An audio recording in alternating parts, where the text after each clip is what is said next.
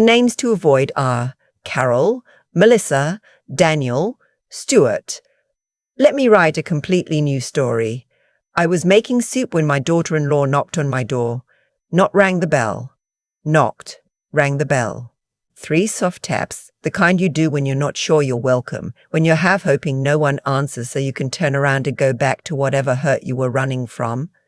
I knew something was wrong before I opened the door. You get a feeling, after 63 years on this earth, after raising 2 children and burying a husband and learning to read the weight of silence. I turned down the burner and wiped my hands on my apron and walked to the door, and when I saw her standing there on my porch in the November cold without a coat, I felt something drop in my chest. Her name is Vivian. She married my son Patrick 4 years ago, in a small ceremony at the Botanical Garden, and I cried through the whole thing, not because I was losing a son, but because I was gaining exactly the kind of woman I'd always hoped he'd find. Steady, thoughtful, the kind of person who remembers your coffee order and asks follow-up questions and actually listens to the answer. She was standing there in just a sweater, her arms wrapped around herself, and her eyes were red, but she wasn't crying anymore.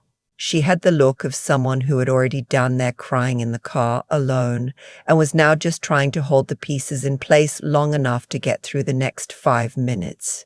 I opened the door and I said, "Come in. Come in, it's freezing."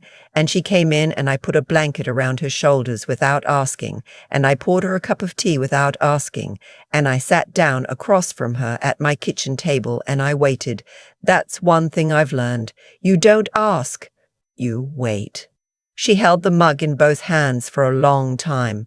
Outside, the wind picked up and rattled the window above the sink, and the soup on the stove made a low, steady sound, and neither of us said anything. I just sat there and let her know, without words, that there was no rush, that she could stay in my kitchen for as long as she needed and I wouldn't make it harder than it already was. Finally, she looked up at me and she said, "I don't want to cause any problems." I said, "You're not causing anything. You're sitting in my kitchen drinking tea." She looked back down at the mug. She said, "Something happened today." I said, "Okay." And then she told me, "My daughter-in-law's name is Renee, not Vivian." I keep saying Vivian. That's her middle name, the name her mother called her. And she told me once that she likes it better, that it feels more like her. So I call her Vivian. The rest of the family calls her Renee. That's the first thing you need to understand about how things work in my family, because it matters later. She and Patrick have been trying to have a baby for 2 years. They haven't told many people. They told me because Vivian asked if she could, and I was honored by that. I kept it close. I didn't tell my sister. I didn't tell my neighbors. I didn't even tell my son's sister, which is relevant, and I'll get to that. 2 months ago, Vivian found out she was pregnant. 8 weeks. They came over for dinner, and Patrick had this look on his face, that barely contained look.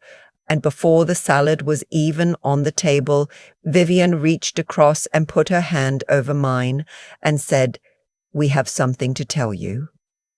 And I already knew, and I squeezed her hand back and I cried, and it was one of the best evenings of my life. They weren't ready to tell the rest of the family yet. Vivian is cautious by nature. She wanted to wait until the 2nd trimester. I understood. I respected that completely. What I did not know, what none of us knew, was that my daughter had figured it out. Her name is Joanna. She's 52 years old, 4 years older than Patrick, and she has been, for most of her adult life, the kind of person who takes up more space than she's given. I love her. I want to say that clearly and without condition, because she is my daughter, and there is not a version of this story where I stop loving her. But loving someone and understanding who they are can live in the same house without agreeing on everything. Joanna has always had a complicated relationship with her brother's life. When Patrick bought his first house, she found something wrong with every room. When he got promoted, she spent most of the dinner asking questions about whether the position was really as senior as he was saying. When he married Vivian, she gave a speech at the rehearsal dinner that was technically warm and practically a list of her brother's flaws delivered in the form of affectionate anecdotes. I never said anything. I told myself it was sibling stuff. I told myself it was sibling stuff. I was wrong. On the afternoon that Vivian showed up at my door without a coat, this is what had happened. Patrick was at work. Vivian was home, working from the dining room table, which she does on Tuesdays and Thursdays. Around 2 o'clock, Joanna showed up at their house unannounced. She said she was in the neighborhood. She came in, she sat down, she accepted the cup of coffee that Vivian made for her, even though Vivian was in the middle of a deadline. Vivian said she was gracious. She cleared her work off the table. She made the coffee. She sat down. At first, it was small talk. How was work? How was Patrick's new project going? Did they have plans for Thanksgiving? And then Joanna put down her coffee cup and looked at Vivian and said, "Are you pregnant?" Vivian said she felt the air go out of the room. She hadn't told anyone. She wasn't showing yet. Not really, just a softness that she noticed and probably no one else would. She didn't know how Joanna knew. She said it didn't feel like a guess. It felt like a statement. She told me she didn't know what to say, so she said, "Why would you ask that?" And Joanna said, "Because you look different, and because I know my brother, and he's been different too. Happy in a way he's been trying to hide." Vivian said she sat very still for a moment. And then she said, "We're not ready to share that yet." She told me that was the moment things changed. Not gradually, all at once, like a light switching off.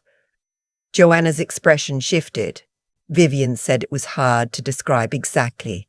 Not angry, not hurt, something colder than either of those things. She said, "You're not ready, or you don't want to tell us." Vivian said, "We're just waiting a little longer. It's early." Joanna said, "You told his mother." And there it was. Vivian said she felt her face give her away before she could stop it, and Joanna saw it, and the silence that followed was the kind that means something has been confirmed that was previously a suspicion. Joanna said, "I see." Vivian said, "It's not like that." She guessed. Joanna said, "You chose to tell her and not tell us." Vivian said, "We're going to tell everyone at Christmas. That's what Patrick and I decided together." There was a long pause, and then Joanna said quietly, almost to herself, "This is what you do. You come into this family and you make yourself the center of it, and you pull my brother away, and you never once considered that there are people who loved him his entire life before you showed up." Vivian said she didn't respond. She didn't know how to respond. Joanna stood up. She straightened her jacket. She picked up her purse.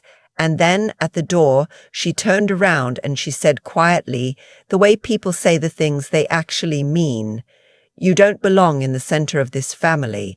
You never have. And eventually everyone is going to see that." And then she left. Vivian sat at the kitchen table for 20 minutes. And then she got in her car, and she drove to my house, and she knocked 3 times on my door, soft, like she wasn't sure she was welcome. I sat across from her, and I listened to all of it without interrupting. When she was done, she looked at me with this expression I recognized, the expression of someone who has been told a thing and is now waiting to find out if the thing is true. She didn't ask me if it was true. She's too careful for that. But the question was in the room with us. I reached across the table and I put my hand over hers. I said, "None of what she said is true, not one word of it." Vivian nodded, but she didn't look entirely convinced, and I understood why. When someone says something like that to you, that quietly, in that tone, with that certainty, it plants itself somewhere below logic, somewhere that is hard to reach with just reassurance. I said, "How are you feeling physically? Are you okay?" She said she was okay, just shaken. She said she had sat in her car for a while before she drove because her hands wouldn't stop trembling. I said, "Does Patrick know?" She said she hadn't called him yet. She didn't want him to be upset at work. She didn't want him to be upset at work. She didn't want to be the reason for a problem. That's the thing about Vivian. Even when someone has just said something cruel to her, her first instinct is to minimize the damage to everyone around her, to fold the hurt up small and put it in her pocket and carry it herself. I said, "This is not your problem to carry alone." She looked at me. I said, "And it's not something we're going to let sit. I want to be clear about something because I think it matters. I did not call my daughter screaming. I did not drive to her house. I did not send a text message in all capital letters. I am 64 years old. My husband Harold passed 8 years ago, and one of the things he taught me, one of the things he was better at than almost anyone I've ever known, was that the loudest response is rarely the most effective one. He used to say, "You want to move something heavy, you don't push it. You find the right angle, and you let physics do the work." I made Vivian finish her tea. I made sure she ate something because she admitted she hadn't eaten since breakfast. I sat with her until she had some color back in her face, and then I called Patrick myself and I said, "Come to my house after work. Don't alarm yourself. Everyone is fine. But I need you to come." He was there by 6. I told him what happened. I watched his face go through about 7 different things in the space of 30 seconds. I let him process. I didn't rush him. When he started to get up from the table, I said, "Sit down. We're going to think about this first." He sat down. "We're going to think about this first." He said, "Mom, she went to their house and said that to Vivian, to my pregnant wife." I said, "I know." He said, "I know to call her." I said, "You will, but not tonight and not like this. Tonight you're going to take your wife home and you're going to take care of her, and tomorrow you and I are going to figure out the right next step." He looked at me for a moment. Then he said, "What are you thinking?" I said, "I'm thinking we need to talk to your Uncle Raymond. Raymond is my husband Harold's younger brother. He's a family attorney, retired now, but still licensed, and more importantly, he is the kind of person who does not get flustered. He was the one who handled Harold's estate when Harold passed, and he did it with such steadiness that I didn't have to think about a single piece of paper during the worst year of my life. He's in his 70s now and he plays golf on Wednesdays, and he still reads every piece of law he can get his hands on, because, as he says, a mind that stops learning starts closing. I called Raymond that night after Patrick and Vivian left. I told him what happened. I described the conversation as Vivian had told it to me, including the exact words Joanna had used at the door. Raymond was quiet for a moment. Then he said, "Agnes, what are you looking for here? Are you looking for options or are you looking for validation?" I said, "Options." He said, "Okay, then let me ask you a few questions." He asked about the relationship between Patrick and Vivian, about how long they'd been married, about whether there had been previous incidents with Joanna. I told him about the rehearsal dinner speech. I told him about small things over the years, comments, absences, the birthday card that arrived 6 days late for 2 years running, things I had filed away and not examined too closely. Raymond said, "None of that is legally actionable, Agnes, and you know that." I said, "I know." He said, "But here is what I think you should consider." And then he told me. He said that the most powerful thing Patrick and Vivian could do was to document what happened, write it down, date it, save it, and to make clear to Joanna in writing that her behavior was unwelcome and that any future contact with Vivian would need to come through Patrick. He said that in his experience, people who behave the way Joanna had behaved on that afternoon do so because they believe there will be no consequences, that the family will smooth it over as families do. That time will pass and everyone will pretend it didn't happen and the dynamic will reset. He said, "The most disorienting thing you can do to someone like that is not to match their energy. It's to respond with complete, calm clarity. Put it in writing, be specific, be unemotional, and do not leave room for interpretation. I said, and if she doesn't respond to that, he said, then you have documentation, and documentation matters. I wrote that down. Patrick drafted the letter with my help, though he did most of it himself. He's a careful writer, gets that from his father. And what he wrote was neither cold nor warm. It was precise. It said that he and Vivian were aware of what had been said during Joanna's visit on that afternoon. It said that the comments directed at Vivian were not acceptable and would not be treated as a misunderstanding. It said that going forward, Joanna was not to come to their home unannounced, and that direct contact with Vivian would need to be through him until further notice. It said that he loved his sister and hoped she would understand that the boundaries he was setting were not punitive. They were necessary, and they were permanent unless she chose to address what she had done.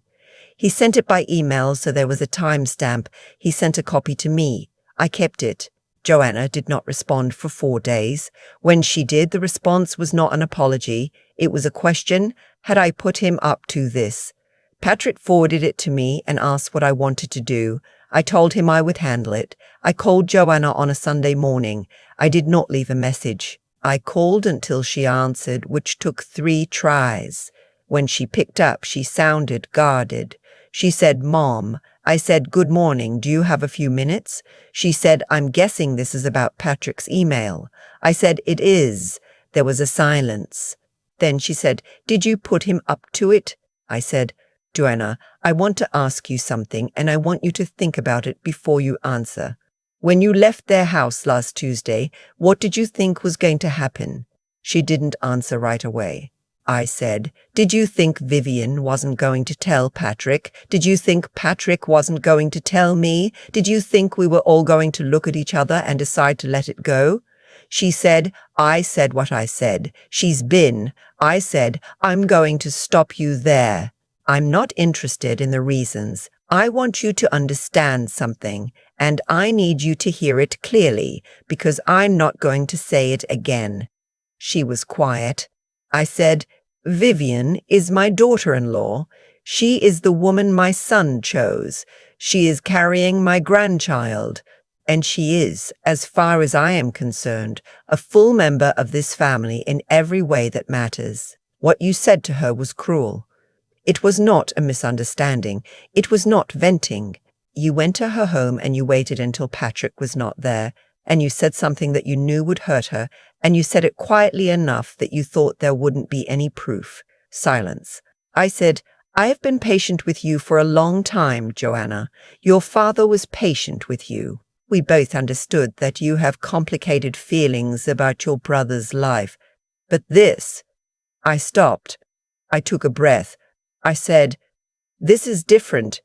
You went after a pregnant woman in her own home, and we are not going to move past it the way we've moved past other things."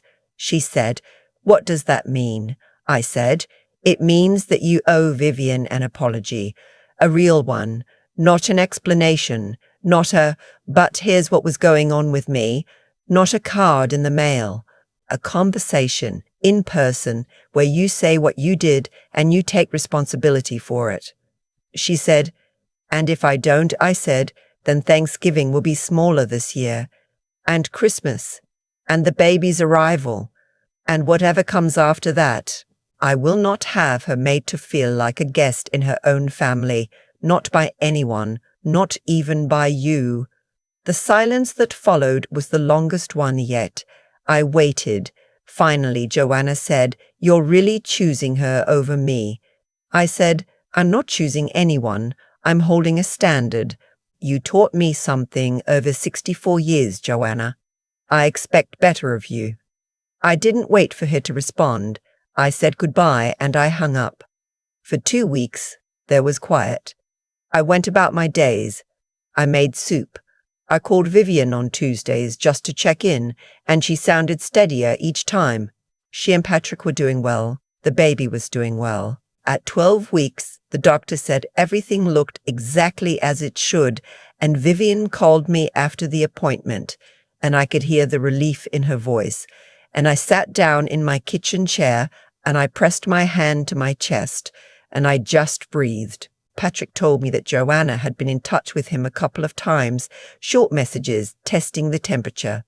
He didn't respond at length. He was cordial and brief.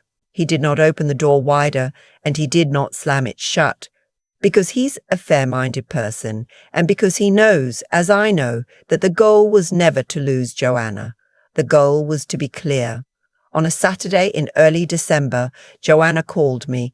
She said she wanted to talk to Vivian. She asked if I thought that was possible. I said, "Does she know you're calling me to ask this?" Joanna said, "No." I said, "Then call Vivian directly. That's between the two of you. I'll stay out of it." There was a pause. Then Joanna said, "What if she doesn't want to talk to me?" I said, "Then you'll have your answer and you'll know what your next step is." Vivian called me 2 days later. She said Joanna had called. She said they had talked for about 40 minutes. She said Joanna had cried, which surprised her. She said the apology was not perfect. It had a few too many explanations in it, a few too many moments where Joanna circled back to her own feelings, but that it was real, that somewhere in it there was a person who understood that she had done something wrong. I asked how Vivian felt. She said she didn't know yet. She said she wasn't ready to act like nothing happened, but she wasn't closed off either. I said that was honest. I said that was enough for now. She said, "Agnes." I stopped. She almost never calls me by my name. She usually calls me Mom, or just starts talking. She said, "Thank you for not making me feel like I had to handle it alone." I didn't know what to say to that immediately. I just said, "You're not alone. You haven't been since the day you walked into this family." She was quiet for a moment on the other end of the line. Then she said, "Patrick said the same thing." I said, "Well, he learned it from somewhere." She laughed. It was the first time I'd heard her laugh in 2 weeks, and it felt like opening a window. Joanna came to Thanksgiving. It was a smaller table than usual, just the 4 of us and Raymond, who has been eating Thanksgiving with us since Harold passed. Joanna brought a green bean casserole, which she's brought every year since she was 17, and which has always been, honestly, a little underseasoned, but I have never once said so, and I'm not about to start now. She and Vivian were polite. They sat at opposite ends of the table for most of the meal. At one point, they both reached for the cranberry sauce at the same time, and there was a small laugh, awkward but real. I watched it happen from across the table, and I did not say anything. Some things you let breathe. After dinner, when Patrick and Raymond were doing the dishes and I was putting away the leftovers, Joanna came into the kitchen and stood beside me at the counter. She didn't say anything right away. She just picked up the plastic wrap and started helping me seal the containers. After a while, she said, "I know you were disappointed in me." I said I was. She said, "I don't fully understand why I said what I said. I've been thinking about it, and I can tell you the feelings underneath it, but I can't fully explain the words." I said, "You don't have to explain them to me. You explain them to Vivian." She said, "Do you think it'll be okay?" Between us. I thought about that for a moment. I thought about my daughter, who has always been complicated and difficult, and mine, and about my daughter-in-law, who chose this family and deserves to feel chosen by it in return. I said, "I think it can be, if you're willing to do the work." She nodded. She sealed another container. She said, "I brought the casserole." I said, "I know, and next year you should probably add more salt." She looked at me, and then she laughed, really laughed, the way she used to when she was a teenager, before things got complicated. And I laughed too, and we stood there in my kitchen with the leftovers and the sound of Patrick and Raymond arguing about whether a casserole pan counts as a dish or a pot. And it wasn't fixed. Things weren't fixed, but it was a start. My granddaughter was born in late spring, 7 pounds, 2 ounces. She has Vivian's mouth and Patrick's ears, and I'm told by everyone who sees her, my eyes. I was in the waiting room when she came. Not in the delivery room. Vivian wanted it to be just her and Patrick, which is exactly right, and I agreed completely, and I sat in those hospital chairs, and I waited, and I prayed, and I thought about Harold and how much he would have loved this day. He would have paced. He would have bought terrible vending machine coffee and drunk all of it. He would have been absolutely useless in the best possible way. When Patrick came out to get me, he was still in the hospital gown they make the partners wear, and he was crying, and he didn't even try to hide it. He said, "Mom, come see her." And I went in, and Vivian was sitting up in the bed, tired in the way that only a person who has just done something enormous can be tired. And she was holding this person, this whole entire person. And she looked up at me and she said, "Agnes, say hi to your granddaughter." I sat on the edge of the bed and I held that baby and I didn't say anything for a long time. I didn't need to. There are moments in a life that you know, even as they're happening, that you will return to them for years, that they will be what you think about when things are hard, that they will be the measure by which you understand what matters and what doesn't. This was one of those moments. Outside, the spring light was coming through the window, that particular pale gold light of early May, and it fell across Vivian's shoulder, and across the baby's face, and across my hands, and I held my granddaughter, and I let everything that wasn't that moment fall away completely. You do not always get to choose your family. You are born into it, or you marry into it, or you find it in the people who show up at your door in November without a coat. But you do get to choose what kind of family you are. You get to decide every single time whether to make someone feel like they belong or whether to make them feel like they don't. I chose once. I'll keep choosing. That's all it takes. I've been thinking about cause and effect a lot lately, not in any grand philosophical way, just the plain, quiet truth of it. That what we do ripples outward, always, whether we intend it to or not, that the choice to stay silent when something is wrong is itself a choice, with its own consequences, and that the choice to speak clearly, without cruelty, but without flinching, is one of the harder things a person can do, and also one of the most necessary. Joanna said what she said to Vivian because she believed it would go nowhere. She chose a moment when Patrick wasn't home. She kept her voice low. She left no trace except the one she couldn't control, the effect it had on the person she said it to. And what she didn't account for was that Vivian would drive to my house, that I would listen, that I would not smooth it over the way things had been smoothed over before. That's where it started turning, not with anger, with attention. I think about what my husband Harold used to say, that you don't actually change a dynamic by fighting it head on. You change it by refusing to participate in the version of events that makes the bad behavior invisible. Joanna had counted on invisibility. She had counted on the family's old habit of letting things pass. When that didn't happen, when Patrick sent that letter and the timestamp was on it, and the words were specific and calm, something shifted, not in a dramatic way, in the way that a foundation shifts when you correct it. Quietly, structurally, in a way that holds. I don't think Joanna is a bad person. I've watched her for 52 years and I know who she is underneath the complicated parts. But I also know that people do not grow when we protect them from the consequences of their own choices.